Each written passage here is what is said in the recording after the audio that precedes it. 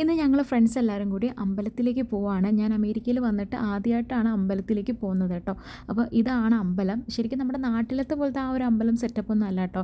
ഇവിടെ ശരിക്കും പറഞ്ഞാൽ തെലുങ്കരാണ് അവരുടെ അമ്പലം എന്നാണ് ഇവിടെ പൊതുവെ പറയാറ്. മലയാളികളും പോവാറുണ്ട്. ഇവിടുത്തെ പൂജാരി, ബോർഡ് മെമ്പേഴ്സ് ഇവരെല്ലാവരും തെലുങ്കരാണ്. അപ്പോൾ എന്തായാലും ഞങ്ങൾ അവിടെ ചെന്നു. ശരിക്കും എൻ്റയർലി ഡിഫറെൻ്റ് ആയിരുന്നു കേട്ടോ. നമ്മുടെ നാട്ടിലത്തെ പോലത്തെ ആ ഒരു സെറ്റപ്പൊന്നും അല്ല. ഞങ്ങൾ പ്രാർത്ഥിച്ച് കഴിഞ്ഞതിന് ശേഷം ഇങ്ങനെ തീർത്ഥം മേടിക്കുമല്ലോ. അപ്പം തീർത്ഥമൊക്കെ മേടിച്ച് നമുക്ക് ചന്ദനം, നമ്മുടെ നാട്ടിലാണെങ്കിൽ പോയിട്ട് ചന്ദനം തരും. ഇവിടെ അങ്ങനെയും തരില്ല. നമുക്കിവിടെ പ്രസാദമായിട്ട് തരുന്നത് ആപ്പിളൊക്കെയാണ്.